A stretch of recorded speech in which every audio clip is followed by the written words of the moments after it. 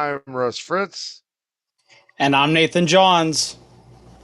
We got a big one today. 3 races across 2 very different worlds of racing. On the dirt side, the crown jewel, the 2026 Knoxville Nationals. 50 laps, 200 grand on the line. On the pavement side, it's a full NASCAR weekend at Richmond. The Cup Series Cookout 400 and the Craftsman's Truck Series, both with storylines that matter way beyond the results. We're breaking down winners, shockers, full finishing orders, and the news out of each event, along with key takeaways that you actually need. Visor down, tear-offs ready. This isn't just racing. This is Switchin Grooves.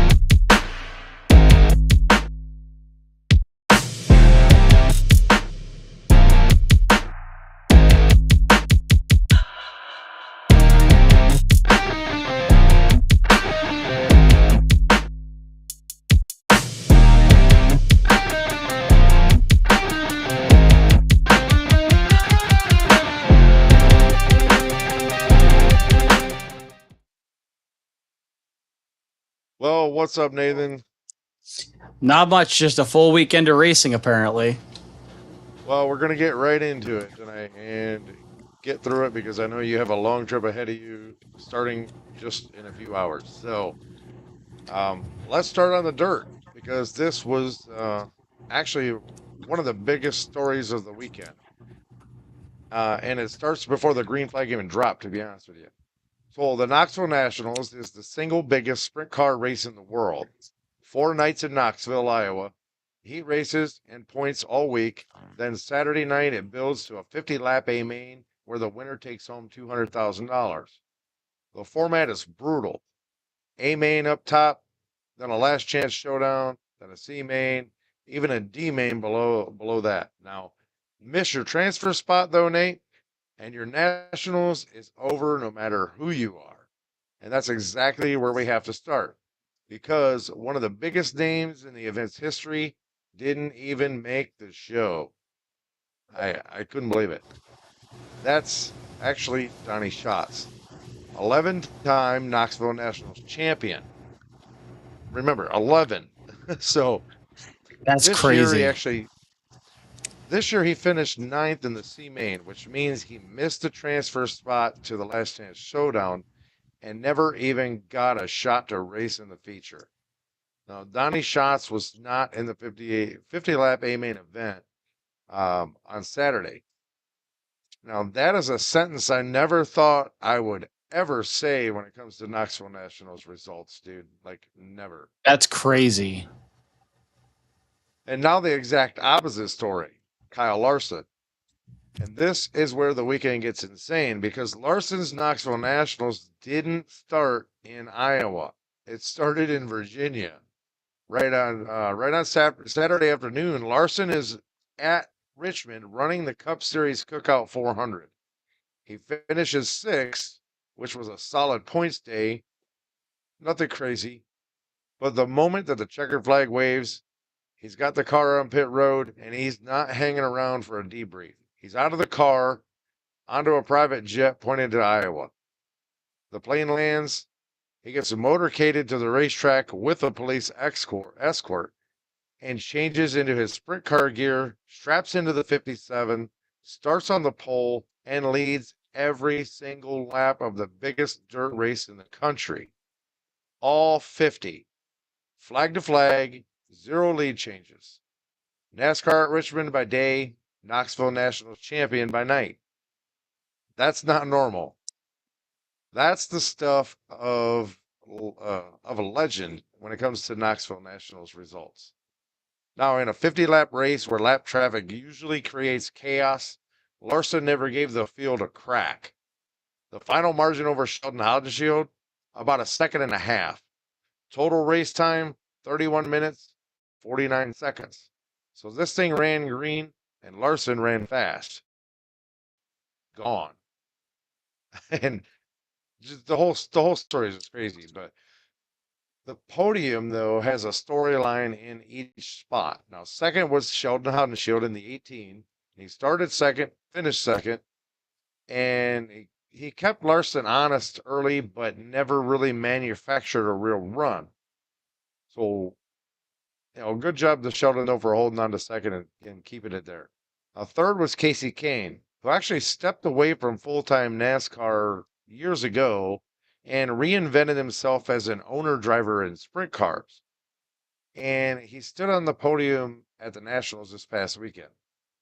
He started fourth and took third. No major threat, but a very solid, consistent run for him. Fourth was James McFadden. Fifth was Logan Schuchart, who actually went from 12th to 5th, and that was a +7 night for him. David Greville started 10th and finished 6th. Buddy Kofoid was 7th. Parker Price Miller 8th. Brett Marks had one of the better drives, started 18th and finished 9th. Chase Dietz rounded out the top 10 at Knoxville, and that's that. But the hard charger of the race, well, the KSE Hard Charger Award actually went to Tanner Holmes. He started dead last, 24th, and drove up to 11th. A +13 night out of the last chance showdown, mind you. Tyler Courtney went 21st to 13th. Corey Day started 15th, finished 14th. And the heartbreak side, Darren Pittman started 8th and finished 22nd, 15 laps down. That's not mechanical or damage, or that's mechanical or damage. That's not on his pace. Now, he crashed out, but, it That's still not sucks. good. I mean, it sucks to see a guy like Darren Pittman have to, end his Knoxville Nationals in that manner. So, Did tough you break for him. Did you get to talk about? I know we went off the air shortly, I guess, after this happened. Did you cover about the preliminary night for Sheldon Haudenschild? That was one of the wildest finishes I think I've ever seen. No, I did not. I'll step in on dirt here a little bit. I while we were live last episode, I got a notification about a .006 margin of victory at Knoxville. And from what I understand, Brian Brown, and I forget who the other guy was. I think it was James McFadden. I don't know if it's Brian Brown. It was McFadden and somebody else. They chased each other all the way up the track, and Sheldon Haudenschild came from third to win his preliminary night by wasn't even visible on the camera margin of victory. It was crazy how close they were at the line. So it was definitely storylines all week, from Casey Kane, who stepped away from full-time NASCAR to run sprints, to Kyle Larson being in Richmond to fly out to Iowa to lead green to checkers, to Sheldon Haudensschild's wild week of racing just to come up short. I thought that was a crazy storyline. That was pretty good. I think you did mention that right when you got the notification. Maybe not. I don't remember if I mentioned it on the show, but I know I sent it to you. Like, holy cow!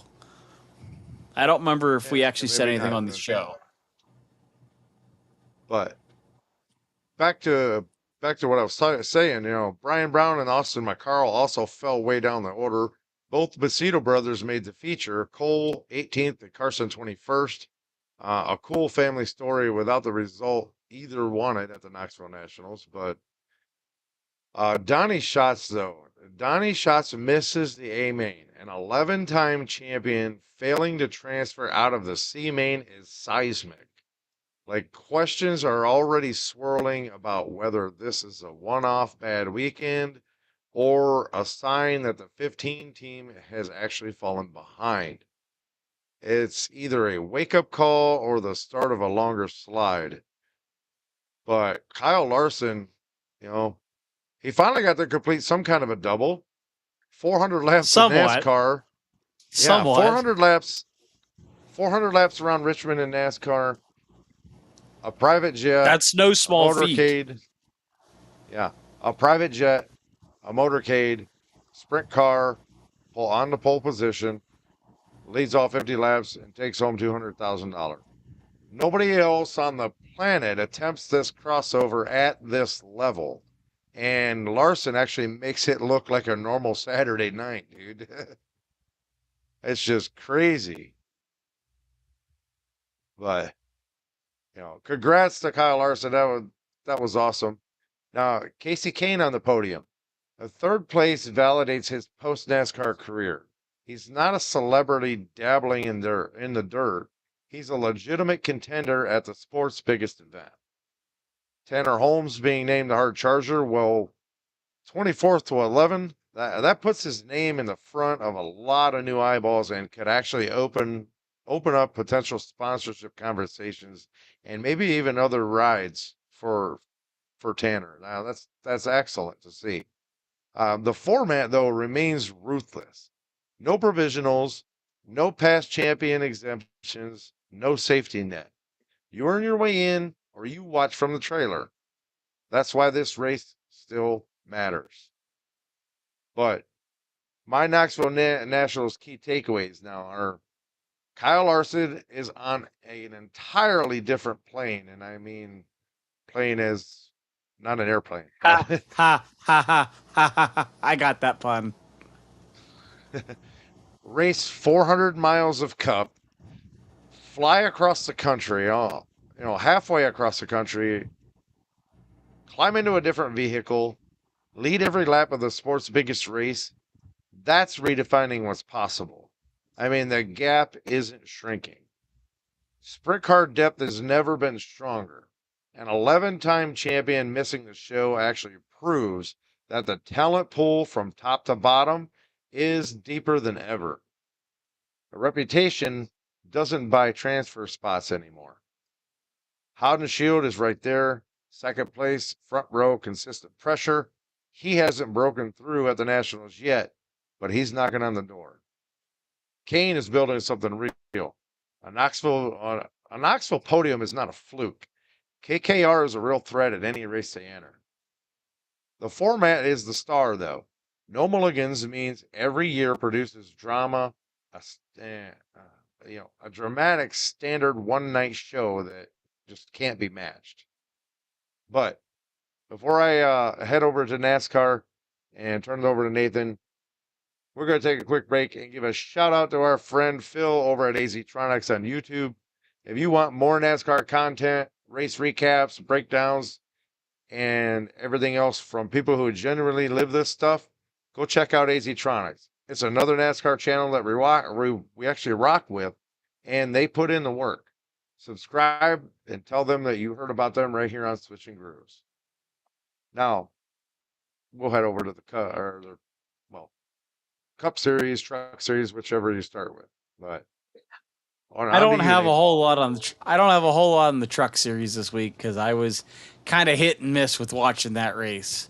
I was actually over in Ohio still. I have a recap of trucks if you want me to give it. If you want to give the truck series recap, you can. I kind of had the post race news for the week. So I gotta actually pull it up though. I had Cup in there first. So here we go. So NASCAR's Truck Series. Honeycutt goes supernova. Leading 225 of 250 laps with one caution is a statement. His second career win, and it repositions him as a series title threat heading into the chase. I almost called it the playoffs. I'm still getting used to that. Oh, no. Tricon lands a 1-2. Honeycutt and Heim finishing 1-2 shows the depth of that organization, if you ask me. Now, when a team has multiple trucks that can win, everyone else is chasing. Don't you agree? Oh, yeah. Sorry, I was reading something on here from my notes. All right. Tristan McKee debuts at 16 years old. 8th place in your first ever truck start at Richmond. That's a name to file away. The talent pipeline keeps getting younger and younger faster. I mean, it's I believe insane. he got his first win in the ARCA series at 14, which is absolutely insane that he was, you know, couldn't even drive yet and won the ARCA race at Watkins Glen a few years ago. Against some pretty hefty names, I think. I would have said, hey, man, that kid can drive a race car like that. Just give him his damn driver's license and let him drive on the road. I mean, I think Spire owns both the truck that he was in and the ARCA car he won in. Spire has definitely has some talent coming through their pipeline. I think this is going to be a team to watch and definitely a driver to watch. I'm not so Absolutely. sold on Corey Heim being a generational talent, but Tristan McKee's one that I want to watch for that. Absolutely. I agree. But SVG stays busy. Now, pole, fourth place finish, and then he's right back in the cup bubble conversation. The man is everywhere. He Yes. had a clean race is a rare thing. One caution in 250 laps of truck racing at a short track is almost unheard of.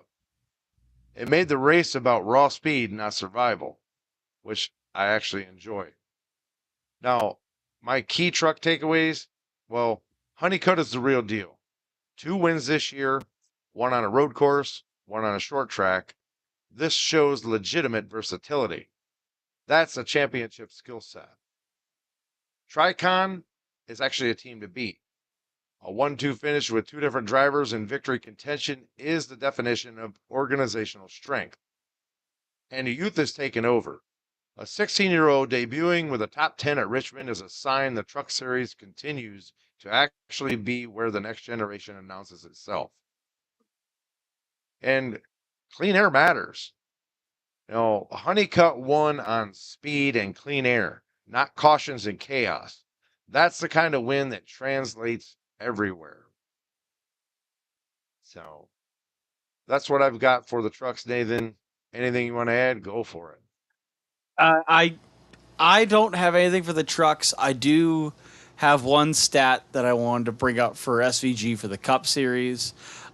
We are definitely in SVG danger watch.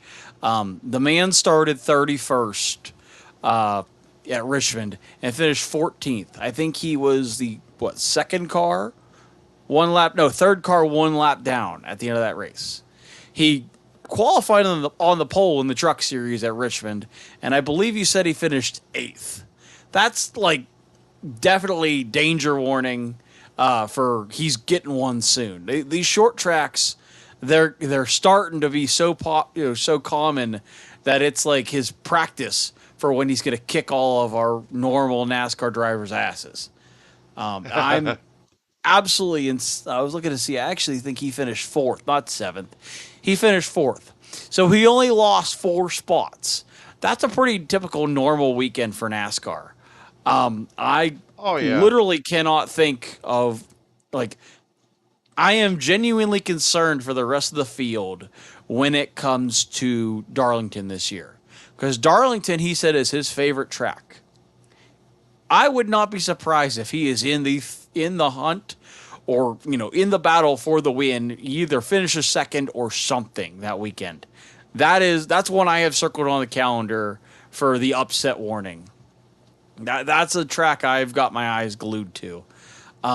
When it comes to the truck race, or not the truck race, the cup race, we're definitely talking, not an easy track to win at.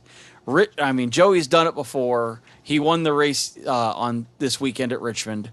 But I will say that the Kyle Larson story, running 400 laps 400 miles at Richmond to go run at Iowa, I don't say that's the same level as the Indy double, but it's certainly close to it. It's way smaller track. There. It's definitely getting there. That's up there with potentially contending for the win. He had horrible luck both years he tried it, but I wouldn't say it's the same level of feat if you were to, do 500 miles at Indy and then win at Charlotte. I don't know if I consider that to be the same level, but it was It's definitely close. I'm trying to look up some of my storylines from this weekend. Personally, I don't have a whole lot from Cup, but I do have two outside of. So if you want to do your recap, you can. I've been kind of hit and miss getting ready for this weekend. It's all good, but it's Saturday night at Richmond Raceway. Now, it was the Cookout 400. 400 laps around the 3/4 mile short track, and the headline is simple: Joey Logano wins again. He beat Chase Briscoe by 0.392 seconds, a Cup win with career Cup win number 39 for him, and his second victory in the last 4 races. Now, this is not a one-off. This is a hot streak. Remember, Kyle Larson was in this exact race, finished 6th, then flew to Iowa and won the Nationals the same night. So, but here's the context that actually makes this feel bigger. Now, just over a month ago, Logano was outside the top 16 at points, outside the playoff picture, if you think about it. Now he's actually climbed to 9th. The 3-time champ is doing the exact thing the garage feared, heating up at just the right time. 2 races before the chase reset, and that's scary for everyone else. It's an even year. The stat line is wild. At one point, Logano led by more than 8 seconds and had actually lapped all but 12 cars. He won stage 2 going away, and that's putting the field in a different zip code. But Richmond is Richmond. Late in the race, lap traffic is a great equalizer, and Chase Briscoe in the 19 used every bit of it to close. Briscoe stayed within striking distance over the final runs, but Logano actually picked his lines, built just enough cushion, and held on by under 0.4 of a second. So that's just crazy. The finishing order, because playoff implications are everywhere: Logano first in the 22 Ford for Penske, Briscoe second in the 19. Third was actually Austin Cindric in the number 2. And fourth was Denny Hamlin in the 11. Fifth was Chase Elliott. Sixth, Kyle Larson before his jet dash. Seventh, Christopher Bell. Eighth, Josh Berry. Ninth, William Byron. 10th, Alex Bowman. So the playoff picture, though, leaving Richmond, Denny Hamlin holds a 115-point lead with 2 races left before the reset. At the cut line, Shane Van Gisbergen sits 16th, 50 points ahead of Ryan Preece in 17th. Breathing room on paper, but one bad night actually wipes that completely out. So, Logano enters elite territory, if you ask me. Now, win 39 moves him further up the all-time list. A month ago, people actually asked if he'd even make the damn playoffs. Now the question is whether anyone stops him from winning a 4th title. Penske flexes with 2 cars in the top 3, Logano first, Cindric third. Dominant team performance on a short track, which historically hasn't been Penske's strength. If they're winning there too, the garage has a huge problem. Briscoe actually proves that he belongs, and runner-up in his first season with JGR after the Stewart-Haas shutdown was a massive statement. But he ran with a charging Logano when it actually counted. So, I mean, good for him. Now, SVG clings to the bubble. 50 points over Preece sounds comfortable until a single DNF will erase everything. He'll need a clean, smart points day at the next 2 tracks. So hopefully he can make it for his sake, but I guess we'll find out. So Larson's double header steals headlines. 6 at Richmond, then a pole to checkered Nationals win on the same night. That's a legitimate, most versatile driver alive argument. But my key Cup takeaways, well, Logano is a title favorite once again. 2 wins in 4 races, 39 career victories, and a team that's clearly found something. The scariest version of Logano is the one peaking when the stakes are highest. Richmond revealed the true contenders. The top 10, Logano, Briscoe, Cindric, Hamlin, Elliott, Larson, Bell, Berry, Byron, Bowman. Well, this is the cream rising on a driver's track. If you weren't in it, worry. The cut line drama is actually real. SVG at 16th, Priest at 17th, 50 points apart with 2 races left. Every lap and every stage point counts right now. The short track package actually delivered. An 8-second lead, sure, but also a late race charge that cut it to under 4/10. Now that's a much better show than fans got last year. So maybe NASCAR is finally heading in the right direction. Possibly. I have 2 stories I want to cover this week that happened in between our last episode and this one. It was announced this week, and I'm really hoping I'm debating if I want to get tickets or not. It was announced this week that Ty Gibbs will run a tribute to Kyle Busch at Bristol in the Mars Candies M&M sponsored 54 at Bristol this fall. That right now I'm getting chills just talking about it because it's probably one of the most badass paint schemes I've ever seen. It looks like from a distance it looks like the typical M&M, Toyota Camry. But this car is anything but. Well, upon closer look, it has all of Kyle Busch's historic, photos, the memories, everything from Bristol, all made in there. So the car is almost like it's like a memorial car, but that wasn't the word I wanted to use. It's like it's a mosaic. Oh, a tribute. It's like a tribute mosaic to Kyle Busch. Now, the photo that I have is not the greatest, but if you go look it up online, it is probably one of the coolest looking cars I've ever seen. I was very blown away with how cool it was. Definitely one of the more interesting paint scheme designs. I would definitely appreciated it.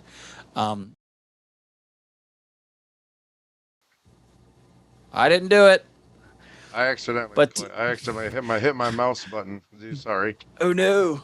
But to go back to Bristol this weekend, there was a very funny video.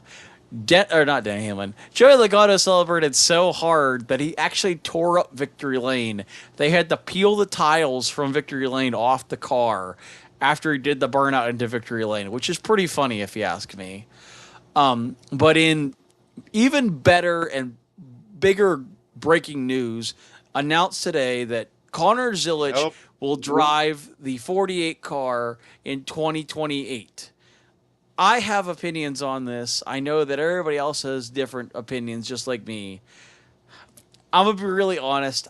I don't feel like this is going to... I'm skeptical, I guess is a good way to put it. I'm happy that they found a driver for the 48, but at the same time, I don't know if you can... I don't know if I don't know if this is a good idea. This gives me like flashbacks of the Busch series where we had all these up and coming names and they were in Hendrick equipment and they were absolute garbage. If I'm not mistaken, they took out the Hendrick Busch series program after like 2025, maybe 2026, not 25, 2005, 2006, because it might have been after that. But they were bad. Like Kyle Busch was the Busch series, and after that they brought in some other guy to drive the 5, and they were just bad. They wrecked every other week.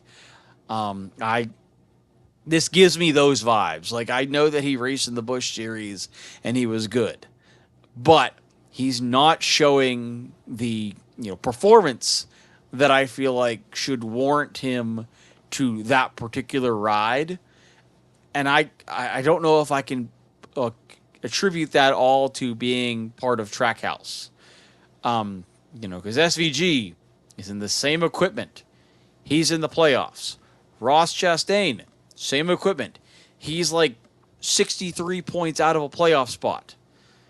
Connor Zilisch is nowhere to be found. He has more DNFs this year than finishes, I think. If I'm not mistaken, He broke Danica Patrick's record. She has more, you know, finishes than DNFs. His rookie year has been nothing but a catastrophe, and I don't know unless something dramatic happens next year. I don't know if I can get on board with the 48 going to Connor Zilic. I mean, Corey Day, of all people, I feel like should be upset about this. He's, you know, not the greatest. He definitely wasn't my top pick for the 48 car, but at the same time, he's at least showing something, and I don't know how I feel about it. Um, I, I don't really know how to feel about it. It's it's just kind of I don't know. I would love to think that something will change now that he's in Hendrick Power, but I I don't know. I'm really skeptical. I'm hoping it's in his favor, but they signed a multi-year deal. They're kind of stuck with him now until somebody buys him out. Because if he doesn't do good with Hendrick, nobody's going to want to sign him, and they've got to deal with him for how many years? I'm I don't know how I feel about it. So I yeah, mean, I don't want to take anything away from him as a, when it comes to a driver and having talent, but I don't think this is the fit that I don't they think were this is the looking answer. for. No, Yeah, I don't think it was the fit they were looking for in the long term when it comes to, you know, being a driver. yeah. But I mean, I feel like it this is is what it is. premature. Like they could have made this announcement next year, where we are for sure know what people's performance is going to be. Like Corey Day could come out of nowhere and win the O'Reilly Championship this year in like dominating fashion, and you just signed Connor Zilic to the Cup ride. You know, you could have, taken Corey Day. He could have won the championship and been dominating the points next year at the midway point, and now that seat's taken, and he can now go elsewhere, and you're going to lose your star power. I I I do think feel like Corey this is a Day. huge mistake. I think being that there's one more year left for Bowman, and this is not gonna substantiate until 2028, I think Day would have been the right decision, and give him that, and that extra year in the O'Reilly series to get used to things and kind of mold him and shape him into the driver you want him to be for your team.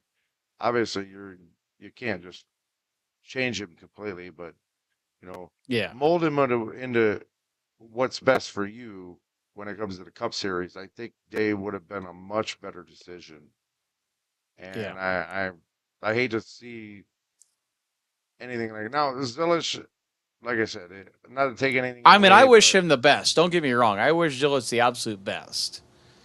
yeah, absolutely. I But just I am very very cautious about this. Like this really does not seem like it's got a high probability of success. Um, Before I forget, because I'm going to get sidetracked again, I guarantee it. There was reports that Christopher Bell and Chase Elliott's cars were taken to the R&D center after Richmond. Obviously, it's a little early to be making those calls on what the penalties will be, and there was no information provided on what they were looking for. But from now, what I've seen, did a they? few different reports about Christopher Bell and Chase Elliott. Chase Elliott finished fifth, and Christopher Bell finished seventh. But those two in particular, I've seen those names floating around that they took those cars back to the R&D center. Now, did they fail post-race inspection, or did they take them for a routine check? Because I know that NASCAR has done that for years. They'll pick a That's what car I'm or looking to two. see. Yeah, they will pick a car or two out of the field and take them back to the R&D center just to check over them and dig a little deeper, see if anybody's try to pull anything, but they've done that for years. So just because their car went to the R&D center does not mean anything unless they actually did fail post-race inspection. Yeah, I haven't seen anything. I haven't seen any reports that there was post race inspection. Uh, but they have the R&D center took the 9 car and the 20 car, and returning to the engine dyno were the 2, the 9, the 20, and the 96, 97 of SVG. So I'm not sure exactly what they're looking for. They did take they took one of each make except for Chevy, which they took 2. So I'm not quite sure what they're looking for and why the 9 car and the 97 were taken. I'm wondering if they're using it to benchmark something, because I mean they are a new car, but And they could be. I don't know. There's something about that that's seems odd about that. But I mean, they took the Austin Cendric, Chase Elliott, Christopher Bell, and SVG. They took them back to the R&D center for the engine dyno, and they took the 9 and the 20, their cars to the R&D center. So I don't know. That was just kind of a whim on something, I guess. But Sure. yeah, But, I don't really know. That was just okay. that was one of those stories that kind of crossed over my feed later on in the night.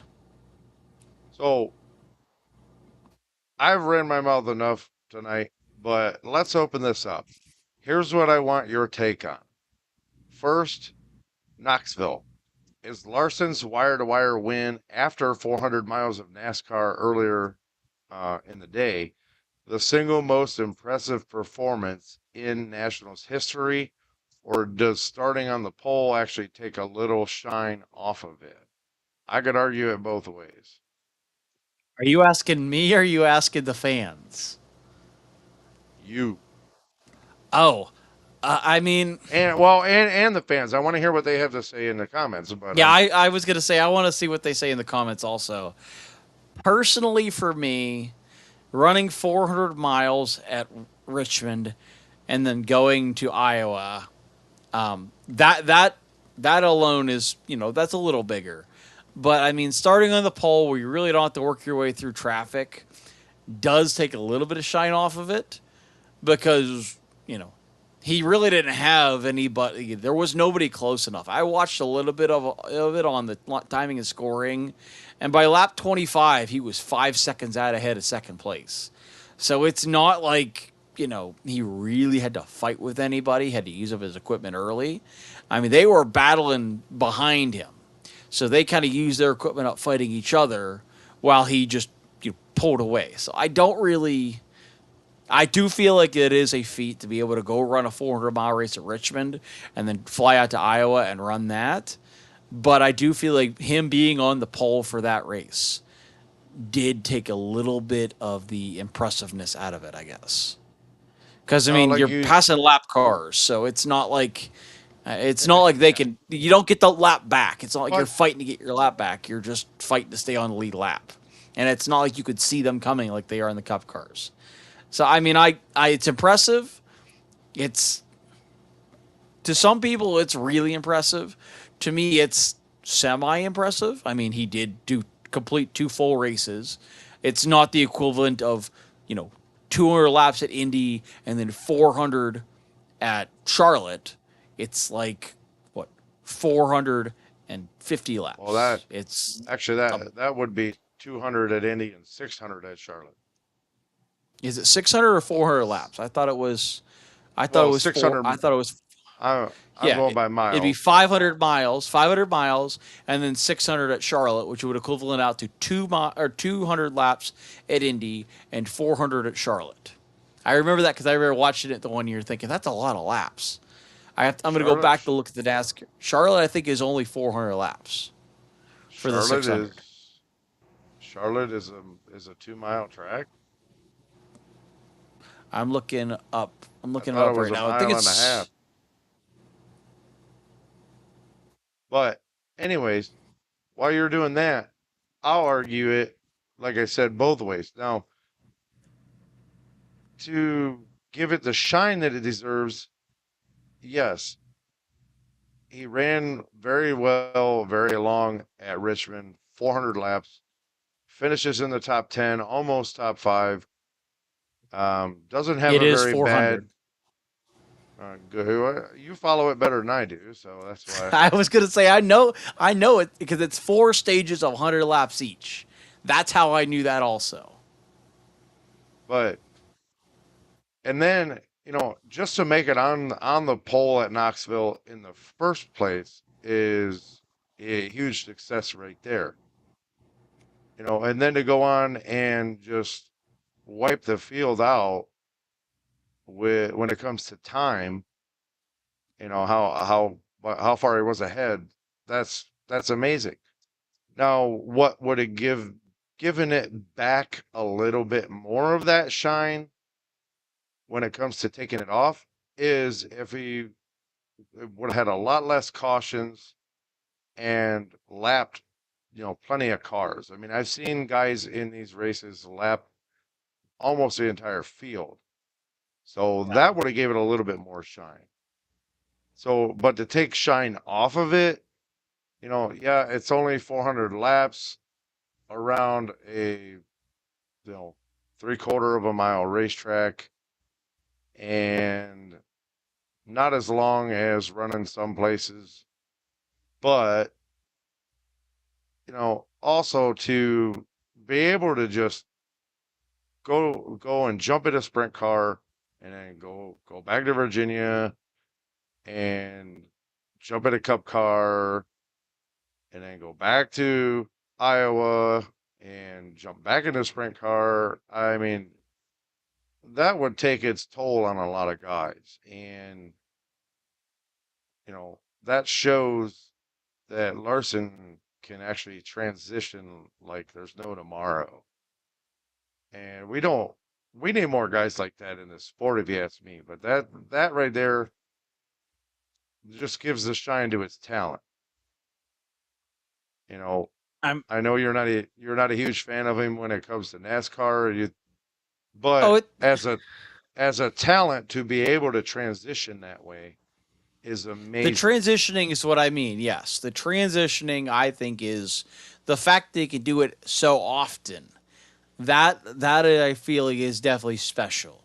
Don't get me wrong. With I think that the transition to be able to do what, get on a plane to fly to Iowa, then fly back to Richmond, to fly to Iowa, to fly back and forth, to be there each day. That across what, a week. I think he did that multiple times. That excuse me, that does take a little bit of being special. I won't short of that. That is something special. But I mean, like, it's when you start on the pole, you didn't have to battle anybody. You just kind of go. He did lap up to, it looks like 13th. 13th was Tyler Courtney. At least it has on my scoring that he was the last car that Kyle would have passed to put him a lap down. Because he, ahead of him was what, half a second ahead of him was Justin Henderson, who was not a lap down yet. So from 13th back was at least one lap down. So half the field. I think there was 24 cars in the field. He almost lapped half. That I feel like, big track, I feel like that's going to happen over 50 laps. I wouldn't think that much, but still it's, not improbable for more than just him to do that. But also at the same time, over the course of the race, he was out by, a substantial lead. Had it gone green to checkers with no yellows in the middle, I'm sure he would have lapped most of the field. But he also, by halfway, was what, 5, almost 6 seconds ahead of the field. He was just kind of running away with it, which, in my opinion, does make for a boring race because the battle was for second. It's not like it really, I give you you that. know, it wasn't like it really stood out, other than the fact that Kyle won his fourth. There's really no memorable battles. There's no really memorable moments at all. I mean, was it Carson Macedo, I think, blew a motor. That was one of the cautions I saw. Like, I didn't even watch the race. I just watched the, highlights on YouTube. There was not like, the video is like 10 minutes or less, for example. You know that not a whole lot happened. Or even less than 10 minutes, like a 5-minute video. If you know that a 50 lap race went on and the video is only 5 minutes long, there's no really highlights in there. You're going to see the start, you're going to see the first 2 laps, and then you're going to see coming to the white flag, coming to the checkered flag. There's nothing in there to really watch. That just kind of shows that it's a boring race. There's no battles, And I feel like the highlights that I watched really didn't showcase anything exciting. It was almost a letdown after what was a big race. Now was 50 laps of the same guy leading wire to wire with very little, battles, little events, very little contact really at all. I mean, heck, the preliminary with Sheldon Haudenschild was more exciting than, winning your 4th, Knoxville Nationals. Like, I don't know. I feel like there were more memorable things that happened this week. Heck, I think he mentioned something about the sprint car race earlier in the day at the track was, more eventful. He's not wrong. There's not a whole lot that went on in their race, but there was a ton that went on in the earlier races. People crashing. I think some guy's chassis broke right behind his head.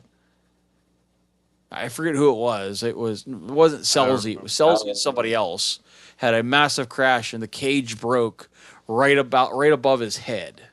Like there was an obvious break right behind the seat. So that would be more of a story than leading wire to wire for me. Like, don't get me wrong. Winning 4 Knoxville Nationals, winning again 4 times against the best of the best, that's something noteworthy. But, it's almost, normal anymore. The more you do it, the more normal it gets. It's nothing, exciting about it. You led wire to wire. It's like, going to the local track just unannounced and, waxing the field. You're kind of expected to do that. So now my second, the Cup Series, with 2 races left before the reset. Are you more impressed by Logano's run or more worried if you're SVG riding on that line of the cutoff? That's a good question. Honestly, I don't know if I expect any different from Joey. He's got a habit of, in even years, just kind of appearing. And he did it, 2022. He's just randomly showed up. Did it in 2024. Just kind of randomly showed up and won the championship. He's a 3-time champion. It's not like he isn't known for just having I think 2 years ago he had a terrible beginning of the year. And I think Ryan Blaney had the same start. I literally made the comment that Ford was going to be no good this year. They were absolutely terrible at Daytona when we were there. And all of a sudden it was like a light switch halfway through the season. Ford just kind of showed up. Like, I think they hadn't won a race since prior to Martinsville in 2023. And somehow they went a whole 9 races, like across all 3 series, 9 different weeks without a win, and they get their first win. And all of a sudden, Ford just came to life. Like, they went from 9 weeks, not even counting Phoenix, like 9 weeks from the start of the season with no Ford wins whatsoever. Toyotas and Chevys won the first 9 weeks. The Fords win 1 race.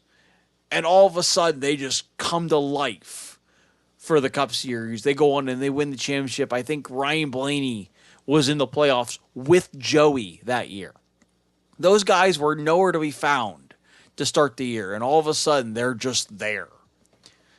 I'm kind of hoping, and this is being me really being optimistic, that Chevy can somehow channel their inner Joey Logano and just show up in the championship. But knowing that it's, an even year, it's like, taking Superman and removing all the kryptonite in the world. He's just going to annihilate the field. But then again, we've seen crazier things.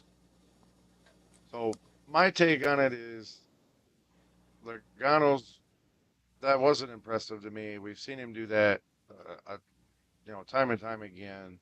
So nothing really impressive there to me. No. I'm more worried if I'm SVG. Now, riding on that line, it does suck.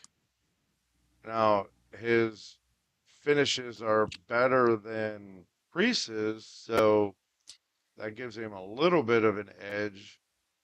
I think that enough, edge ends this week. Yeah.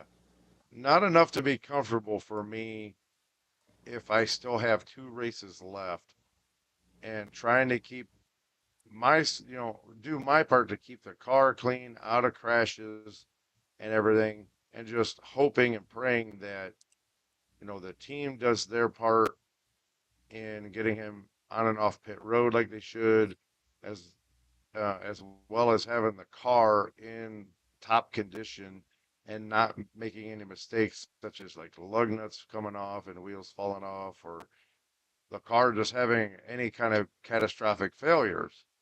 So there's a little bit of luck, but there's also a little bit of skill that it's going to take for SVG to keep that 50 point deficit between him and Priest.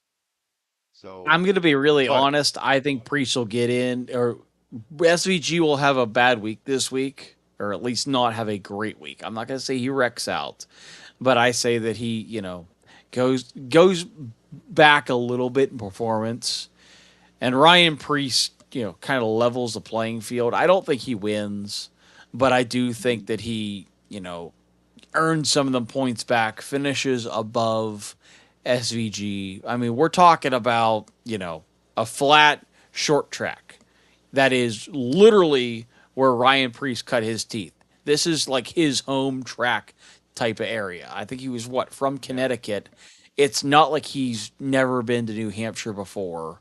It's not like he hasn't raced a modified there. I wouldn't be surprised if he's racing this weekend and is modified. The extra track time is just going to strengthen, the ability for Ryan Priest to go out there, know what the track's going to be like this year. He's going to be on it a few days prior.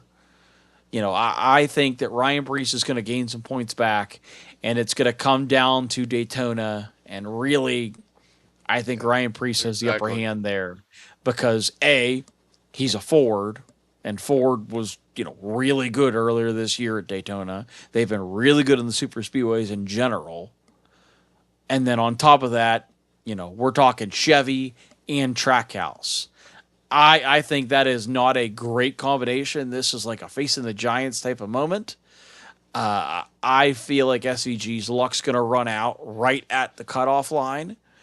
But, I mean, also, Chastain is only, 63 points back.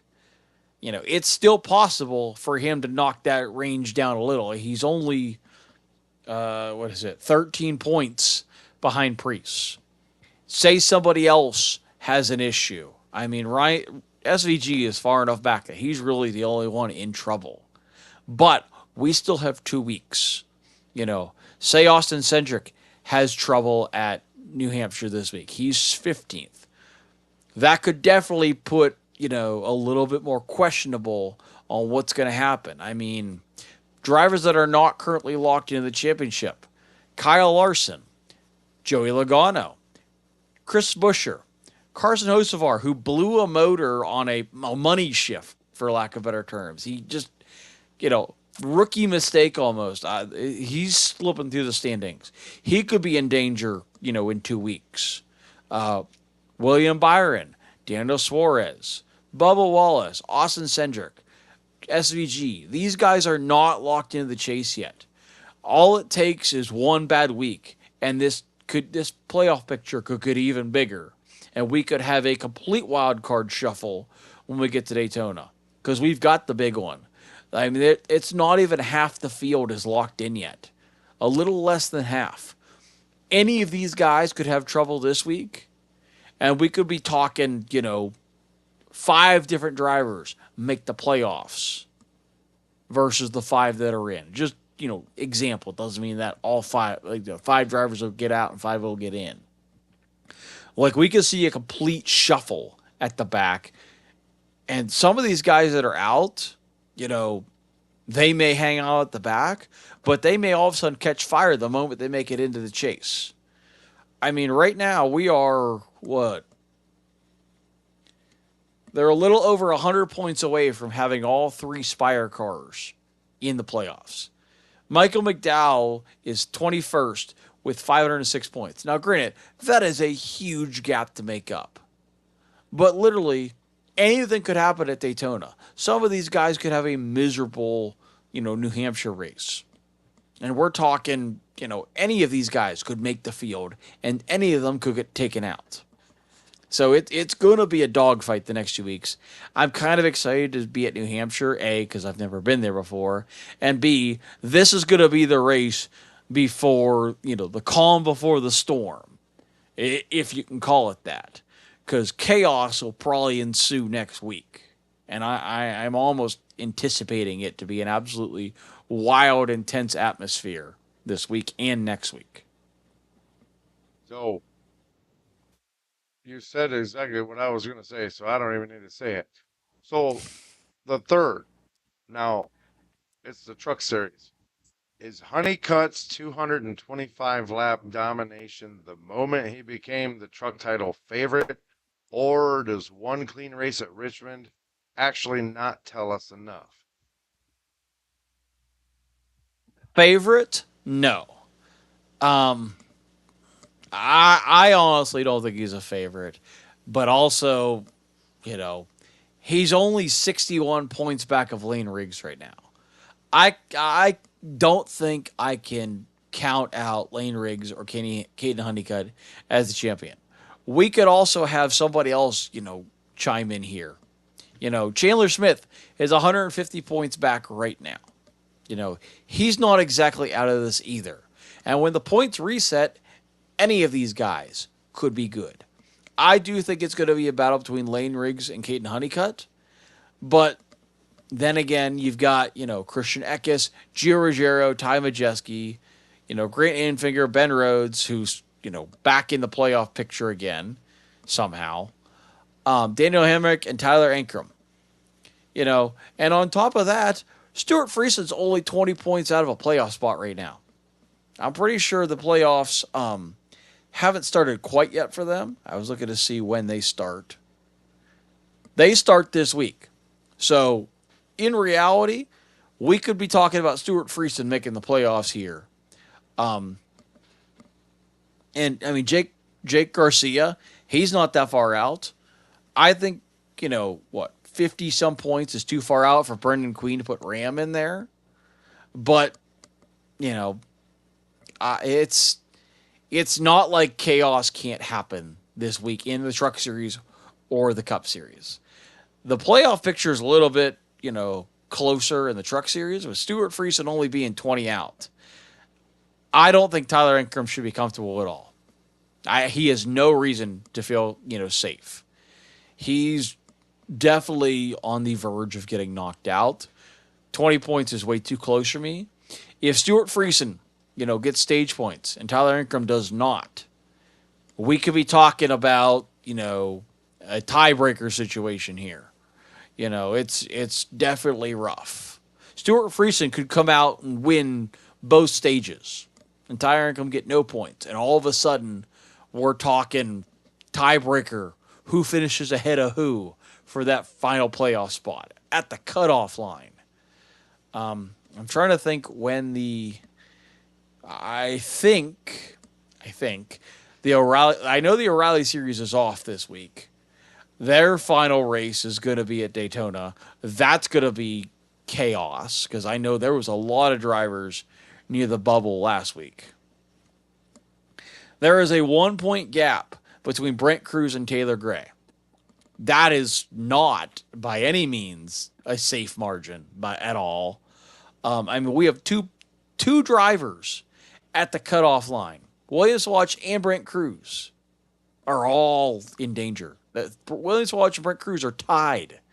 Taylor Gray has to get one spot better, and he's in. I mean, it's anybody. Nobody is safe when it comes to the O'Reilly series. There's only four drivers that are not currently, clinch a spot, and I'm pretty sure three of them, or no, there's what 1, 2, 3, 4, 5. There's at least 5 guys within spitting range to make the playoffs. 3 of them are JGR. That is definitely not good. Sam Mayer and Parker Retzloff, they're 405 out for Parker Retzloff, and Sam Mayer is 432 away from the leader, with Williams Sawalch and Brent Cruz right behind him, and there's only a 1 point gap between Taylor Gray, and you still can't count out Raja Karuth. He's only 15 points out going into Daytona. He has to win a stage, or better yet, finish second or third in a stage twice, and he could be moving in. Anything can happen in these next few weeks, and I don't think a lot's going to happen, change wise, but margins could definitely get closer, and margins could definitely get bigger over this week. And I would not rely on Daytona because anything can happen, and anything will happen when it comes to Daytona. So, the last one, and this is the big one. Oh boy. Does Donny Schatz missing the feature at Knoxville actually change how you view his legacy, or do 11 titles actually make one bad weekend irrelevant? I'm going to go with the second one only because 11 series titles, one bad week really shouldn't. If it's a trend, then yes, that should be something to be concerned about. But one bad weekend, I don't really know if I can count that against them. How long ago was the last of the 11 titles? Oh, for crying out loud. I didn't even research that, but Oh man, you got to come prepared for that one. I just threw this show together like right before we went on. I know. Give me a break. I don't know. But I feel like it has been a common occurrence with him having performance issues. I mean, if I'm not mistaken, he was part of Tony Stewart's racing and then he was not. And now I don't know who he's with now, but I know that was something we covered on the show. But I mean, I know that he was a big name. I don't know if this is, him on his way out, or if this should be held against him, or if this is normal. I don't really know.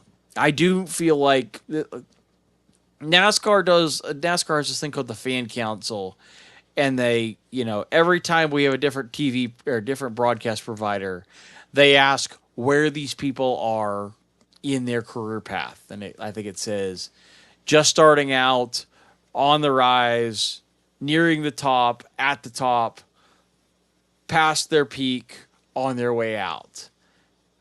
Personally, I would say Donny Schatz is on his way out. He's, I feel like he's past his prime, but, he had his moment, and now he's kind of past it to where he's just kind of not really a factor anymore, I feel like. But maybe that's just me. I don't know. I feel that, I don't think that it hurts his legacy any. No, Like you no. said, it's one bad weekend. Everybody has a bad weekend here and there. It does happen. But I also agree with you that he is past his prime and probably just riding out his career now at this point. And I hate to have to say that, but that happens to everybody. I mean, look at Sammy Swindell over the last I was decade. gonna I mean, say he he was slammed into the backstretch wall on his final brand new car, slammed into the backstretch wall, and they sent him around the track because he couldn't even run the race. so. I mean, it happens to every good or even great driver or legend out there that even Steve Kinser, I mean, at the end of his career, he wasn't even running with the Outlaws anymore. He was running with the All Stars. So, Yeah, I mean, once these guys get past their prime and their time to shine is pretty much done, they just kind of do what they have to do to ride out their career and, you know, close the book on it. So, yeah, but nothing at all to take away from Donnie. He's had an incredible career. I mean, he's won the Kings Royal multiple times. He's won Knoxville Nationals multiple times, and plenty of other big races, championships. I mean, what have you? There's nothing yeah, to take away from Donny Schatz at all. Nothing to take away from Sammy Swindell at all. So I'm glad to see that they have been as successful as they are, yeah, and I wish them the best in what they do next after they close the book on their racing career. I'm pretty sure that Donnie will go and coach or support mentor or in something. one way or another when it comes to his niece's racing. So, that's a good thing. So, and I'm kind of excited to see that for them to help continue the family legacy. But we've actually got our opinions. Now we want yours. So leave us your opinion in the comments below. So, three races, three storylines, one theme. The sport's biggest names are finding form exactly when it matters. Knoxville, Kyle Larson, wire to wire, after a same day cross country dash from Richmond, and Donny Schatz, the 11-time champ, missing the show entirely. And Cup was Joey Logano winning his second in four races and climbing to ninth in the points, as well as the trucks. Kaden Honeycutt actually leading 225 out of 250 in an absolute clinic at Richmond. Now, next week, we'll be back with a chase picture heading into the reset, plus whatever comes next on the dirt. We'd like to hear what you think. Drop a comment and tell us below which result shocked you the most. Larson's double, Schatz missing the feature, Logano's surge, or Honeycutt's dominance. And another big thanks to AZ Tronics. Go check them out for all kinds of other NASCAR coverage. But that's going to do it for this episode. Don't forget, guys, that we bring you recaps, breakdowns, and all those adrenaline packed moments every single week. Whether you live for those sideways, mudslinging, dirt track sliders, or the door banging, paint trading action of NASCAR, you belong right here. Hit that subscribe button now so you never miss a finish. Until next time, keep switching grooves. I'm Russ Fritz. And I'm Nathan Johns. We're telling you to race hard, Stay safe. and we'll see you there. Good night.